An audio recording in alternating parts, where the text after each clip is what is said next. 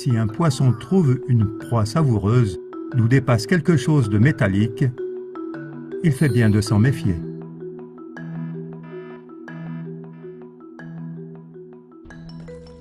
C'est aussi valable pour ceux qui découvrent les 5 lois savoureuses des 10 lois au total des Guidestones de Géorgie. Bien qu'on y parle de la protection des personnes et des nations par des lois logiques et une justice convenable, de la vérité, de l'harmonie et d'autres choses encore, si on regarde de près, apparaissent de temps en temps quand même 5 nouvelles lois extrêmement menaçantes et vraiment mortelles.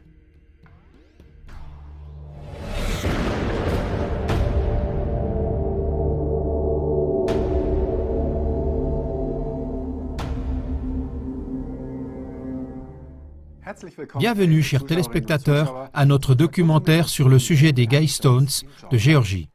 Voici les détails. Dans le comté de l'État américain de Géorgie se trouve un monument de granit gigantesque avec d'étranges messages codés. Ce monument fait environ 7 mètres de haut, avec un poids total légendaire de presque 120 000 kilos. Les détails les plus étonnants de ce monument ne sont pas ses dimensions, mais les messages taillés au ciseau dans le granit. 10 règles pour une époque de la raison. Ces directives parlent d'un nouvel ordre mondial qui inclut entre autres une énorme réduction de la population mondiale, un seul gouvernement mondial et la justification d'une nouvelle forme de spiritualité. Les auteurs de ces règles ont gardé un strict anonymat et jusqu'à maintenant, le public ne sait pas qui a construit ces pierres. Cependant, ce mystérieux groupe a laissé un texte, à peine discuté jusqu'à présent, expliquant les raisons qui se cachent derrière les nouvelles règles. Avec cette nouvelle information, l'objectif derrière les Guidestones est devenu très clair, laissant peu de place aux hypothèses. Les Guidestones décrivent un monde futur tel qu'il est envisagé par les sociétés secrètes occultes. Le monument est donc la preuve d'un lien existant entre les sociétés secrètes qui font débat, l'élite mondiale autoproclamée et la pression pour un nouvel ordre mondial. Alors que les auteurs de ce monument de 120 tonnes sont toujours inconnus, c'est à vrai dire impensable quand on pense aux règlements stricts de construction qui sont en vigueur un peu partout. Ceux qui ont le privilège de se compter parmi les initiés connaissent d'autant plus les arrière-plans et ils préfèrent rester dans l'ombre de l'anonymat. Cette émission est consacrée particulièrement à ces 5 commandements qui représentent le piège et le principal point mortel. Les Guidestones, qui se trouvent dans l'État américain de Géorgie, sont un monument mystérieux en granit sur lequel sont gravés 10 nouveaux commandements. Le premier commandement exige de maintenir la population mondiale à 500 millions d'individus. Cette exigence s'associe à la publication d'un nouvel ordre mondial tout-puissant et on en vient à la conclusion que les Guidestones sont l'œuvre d'une société secrète occulte. Voici 5 des 10 commandements. Maintenir l'humanité en dessous de 500 millions d'individus en perpétuel équilibre avec la nature. Guider la reproduction intelligemment en améliorant la forme physique et la diversité. Unir l'humanité avec une nouvelle langue mondiale. Laisser toutes les nations régler leurs problèmes internes elles-mêmes. Par contre, les problèmes externes doivent aller devant un tribunal mondial. Ne soyez pas un cancer sur la Terre, laissez place à la nature. Comme vous pouvez le voir, les lignes directrices appellent à une réduction drastique de la population mondiale, à l'adoption d'une nouvelle langue mondiale, à la création d'un tribunal international et font de vagues allusions à l'eugénisme. En d'autres termes, un plan pour un nouvel ordre mondial. La dépopulation, la planification familiale et l'eugénisme. Le premier commandement est particulièrement choquant car il stipule essentiellement que 13 personnes sur 14 sur cette terre ne devraient pas exister. Cette exigence signifie que l'ensemble de la population devrait disparaître, excepté un petit reste qui correspond à peu près à la population de l'Amérique du Nord ou à la moitié de la population de l'Afrique. Si on considère que la population mondiale actuelle est d'environ 7 milliards, alors les bâtisseurs secrets considèrent que 92,5% des individus vivants actuellement sont totalement superflus. À leurs yeux, plus de 92% d'entre nous n'ont plus de droit d'existence à l'heure actuelle.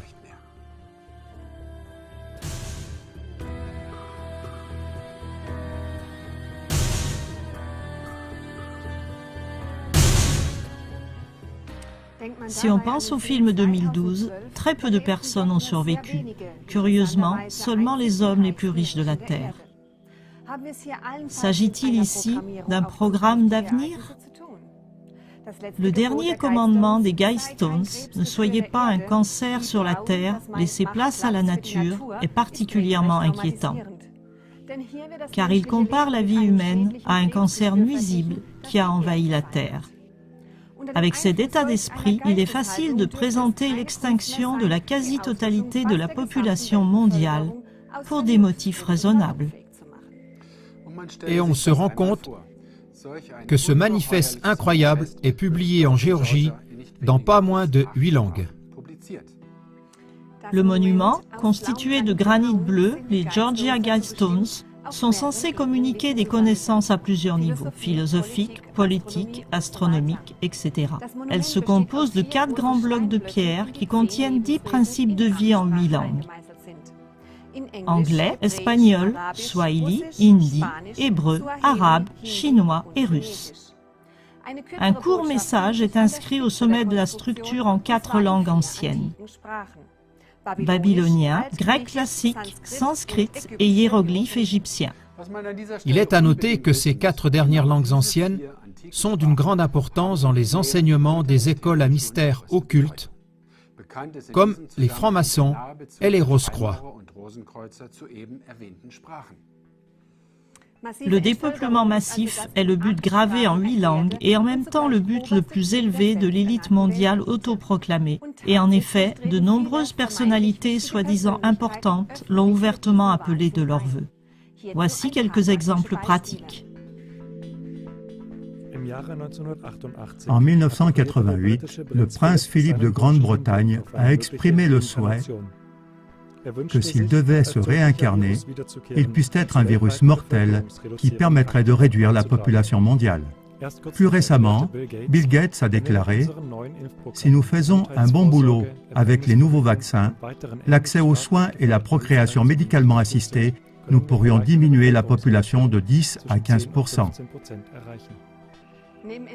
En plus des dons énormes qui ont été faits, déductibles des impôts, mais en fait destinés à promouvoir un plan de réduction de la population, il y a encore eu des réunions secrètes des élites mondiales pour discuter de ces questions. Certains milliardaires américains, parmi les plus importants, se sont rencontrés secrètement afin d'examiner comment leurs richesses pourraient être utilisées dans le but de ralentir la croissance de la population mondiale. Les philanthropes, qui ont participé à un sommet convoqué à l'initiative de Bill Gates, le cofondateur de Microsoft, ont parlé d'unir leurs forces afin de surmonter les obstacles politiques et religieux au changement. Décrit comme le bon club par un initié, il comprenait David Rockefeller Jr., le patriarche de la dynastie la plus riche d'Amérique, les financiers Warren Buffett et George Soros, le maire de New York Michael Bloomberg et les personnalités influentes des médias Ted Turner et Oprah Winfrey. À la base des monuments se trouve une tablette explicative énumérant certains des détails de la construction. Elle mentionne également une capsule temporelle qui devrait être enfouie sous la plaque en question. Les caractéristiques astronomiques sont d'une grande importance dans la conception des Guidestones. Dans une nation relativement nouvelle comme les États-Unis, les monuments qui sont alignés avec les corps célestes sont souvent l'œuvre des sociétés secrètes telles que les francs-maçons. 2 choses connues leur sont attribuées. Premièrement, leurs enseignements proviennent des écoles de mystères de l'Égypte antique, de la Grèce ou des Celtes druidiques. Deuxièmement, ils sont connus pour immortaliser dans des monuments certaines de leurs connaissances sacrées. La pierre centrale montre 2 particularités. D'abord, l'étoile du Nord est toujours visible à travers un trou spécial foré à partir du sud vers le côté nord. Deuxièmement, une autre fente s'aligne avec les positions du soleil levant au moment de l'équinoxe et des solstices d'été et d'hiver. Le deuxième commandement des Guidestones exige en grande ligne l'intervention des législateurs dans la gestion des cellules familiales. En lisant entre les lignes, on peut reconnaître que ceci requiert la création de lois réglementant le montant des enfants par famille. En outre, l'amélioration de la diversité et de la santé peut être obtenue grâce à la reproduction sélective ou à la stérilisation des membres indésirables de la société. À l'origine, ces procédés étaient appelés eugénisme, jusqu'à ce que l'utilisation de ces termes ait été proscrite comme politiquement incorrecte à cause des rumeurs nazies. David Rockefeller. Certains croient même que nous faisons partie d'une cabale secrète, travaillant contre les intérêts des États-Unis. Ils nous définissent, ma famille et moi-même, comme des internationalistes qui conspirent avec d'autres dans le monde entier pour construire une structure politique et économique mondiale plus intégrée. Un seul monde si vous préférez. Si c'est de cela qu'on m'accuse, je plaide coupable et j'en suis fier. David Rockefeller. Dans la plupart des autres règles, il est essentiellement question de la création d'un gouvernement mondial dirigé par une petite élite éclairée qui régirait tous les aspects de la vie humaine, y compris la foi, les droits sociaux, l'économie, etc. Cette idée est loin d'être nouvelle puisqu'elle a été soutenue par les écoles à mystère pendant des siècles. Manly P. Hall a écrit en 1917. Lorsque la foule règne, l'homme est gouverné par l'ignorance. Quand l'Église règne, il est gouverné par la superstition. Et lorsque l'État règne, il est gouverné par la peur. Avant que les hommes puissent vivre ensemble dans l'harmonie et la compréhension, l'ignorance doit être transmuée en sagesse, la superstition en foi éclairée et la crainte en amour. Dans The Secret Destiny of America, Hall commente le vieux rêve d'un gouvernement mondial tel qu'il est rêvé par une société secrète. La démocratie mondiale a été le rêve secret des grands philosophes classiques. Afin de réaliser cette grande aspiration humaine, ils ont présenté des programmes d'éducation, de religion et de conduite sociale afin d'atteindre le but ultime d'une fraternité véritable et universelle. Et pour réaliser leurs objectifs plus efficacement, ces anciens savants se sont liés de façon mystique au sein d'une grande confrérie secrète et universelle. La notion de secret d'État est née en Égypte, en Grèce, en Inde et en Chine. Ceci a amené les prêtres philosophes initiés à former des ordres qui constituent des corps souverains pour instruire, conseiller et orienter les dirigeants des États. Renseignements directs fournis par les auteurs anonymes. Depuis que le monument a été érigé, le 22 mars 1980, de nombreux auteurs et chercheurs ont tenté d'interpréter le sens des idées rationnelles qui se cachent derrière ces 10 commandements. S'agit-il effectivement du schéma directeur pour un nouvel ordre mondial? S'agit-il seulement de règles à appliquer seulement en cas de catastrophe majeure? Le meilleur moyen pour obtenir une réponse précise à toutes ces questions, c'est encore de demander aux auteurs eux-mêmes. Toutefois, étant donné qu'ils ont choisi de rester anonymes, il n'est pas possible de le faire. Ils ont cependant laissé une importante déclaration qui semble avoir été négligée par presque tous les chercheurs qui se sont efforcés de trouver la solution de ce mystère des Guidestones. Ce texte étonnant, qui décrit leur motivation dans les moindres détails, ne peut être trouvé que dans The Georgia Guidestones Guidebook, une brochure produite par la Granite Company qui a construit le monument. Dès le début, il semble évident que les auteurs du monument ont comme but la création d'un nouvel ordre mondial. Il ne s'agit nullement d'une théorie du complot ou d'une hypothèse. Cette revendication est clairement formulée et fixée par écrit dans le catalogue, cité plus haut. Donc voici directement de la plume des auteurs secrets l'explication des 10 commandements des Guidestones. Il est très probable que l'humanité possède aujourd'hui les connaissances nécessaires pour établir un gouvernement mondial efficace. D'une certaine manière, cette connaissance doit être largement répandue dans la conscience de l'humanité tout entière. Très vite, les cœurs de notre famille humaine doivent être touchés afin de pouvoir accueillir volontiers une domination globale de la raison. La première étape sera de convaincre un monde sceptique qu'une telle société est désormais possible. Nous, les sponsors des Georgia Guidestones, sommes un petit groupe d'Américains qui souhaitent attirer l'attention sur les problèmes centraux du dilemme actuel de l'humanité. Nous avons choisi de rester anonymes afin d'éviter le débat et la controverse qui pourraient être aptes à affadir notre message. En 1980, alors que ces pierres étaient érigées, le problème mondial le plus urgent était la nécessité de contrôler la population humaine. Durant les derniers siècles, la technologie et les carburants abondants ont rendu possible la multiplication de l'humanité au-delà de ce qui est raisonnable ou souhaitable à long terme. Aujourd'hui, nous pouvons prévoir l'épuisement imminent de ces sources d'énergie et l'épuisement des réserves mondiales de nombreuses matières premières essentielles. En Russie, de nombreux petits jardiniers nous prouvent qu'il s'agit là d'une doctrine erronée dramatique. On pourrait nourrir le monde entier avec des petits jardins.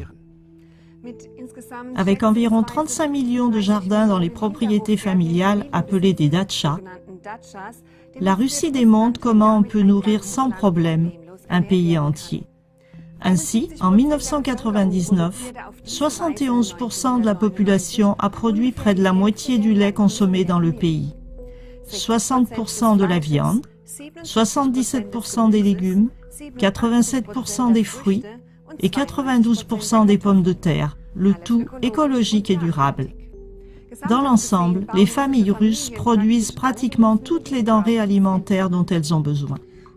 L'État russe encourage légalement cette culture paysanne et familiale en octroyant à chaque citoyen russe une parcelle de jardin d'une superficie de 1 à 3 hectares, libre d'impôts et gratuite.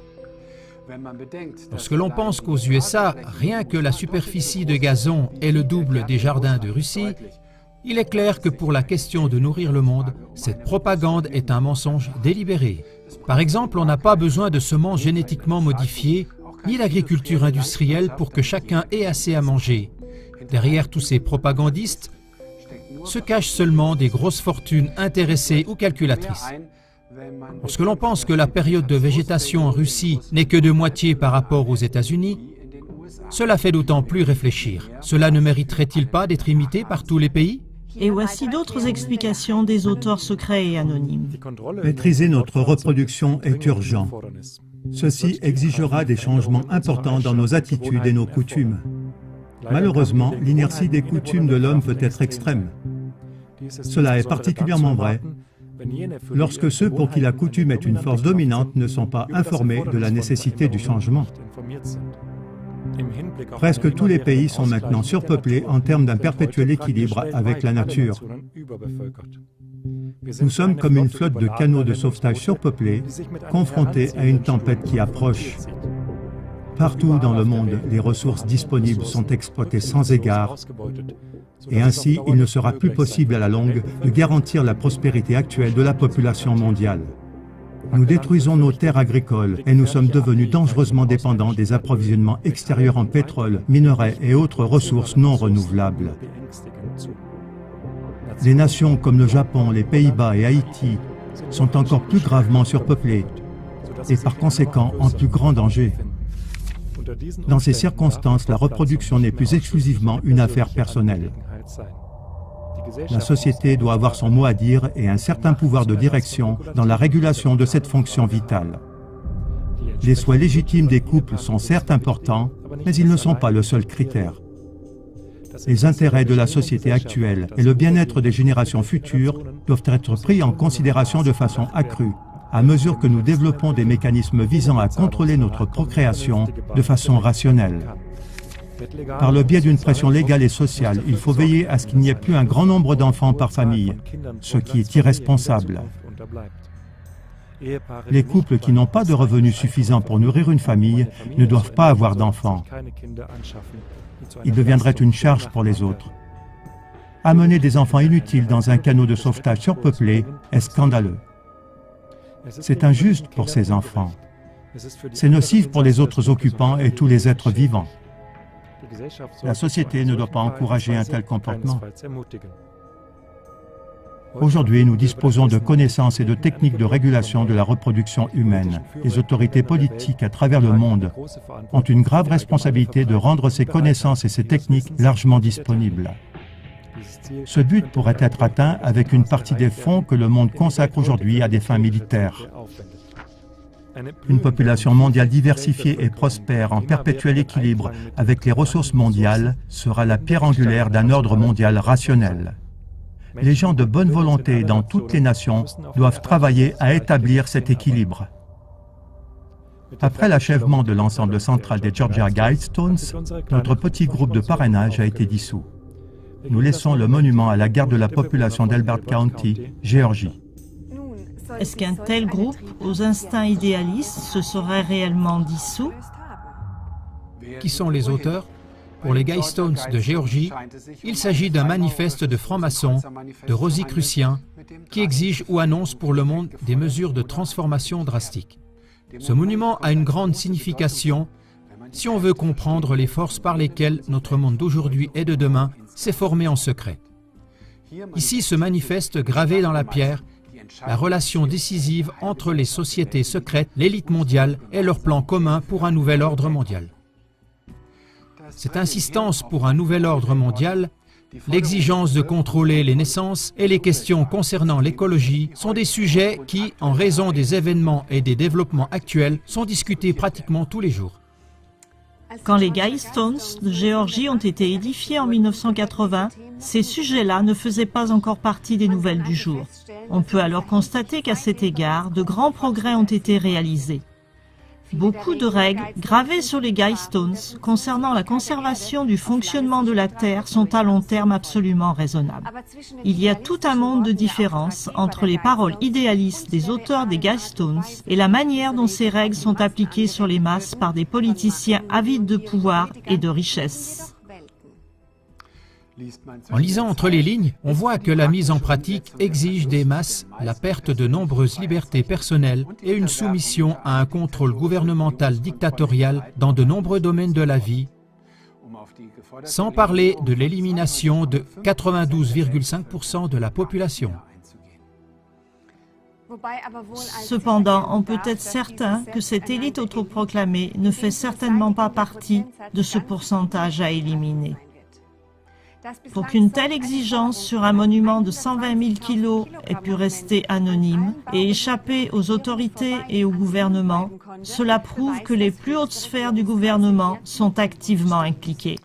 Aussi se pose la question de savoir si le concept d'une démocratie par et pour le peuple n'est qu'une illusion, une solution passagère jusqu'à ce que soit établi le nouvel ordre mondial. Pourquoi dans cette affaire ne va-t-on pas de façon démocratique vers les peuples du monde? Il est à supposer que pour l'élite, il est plus simple de s'assurer le consentement des peuples par des mesures de manipulation moyennant le contrôle des médias de masse. Et dans ce cas, une fois de plus, l'exception confirme la règle. Chers téléspectateurs, si les peuples ne se lèvent pas maintenant, alors cette réduction massive de la population mondiale va être réalisée. Ne restez pas passifs, distribuez ce film autour de vous. Au revoir. Quagmire TV. Ce ne sont pas des citoyens transparents dont nous avons besoin, mais des médias, des politiques et des barons financiers transparents.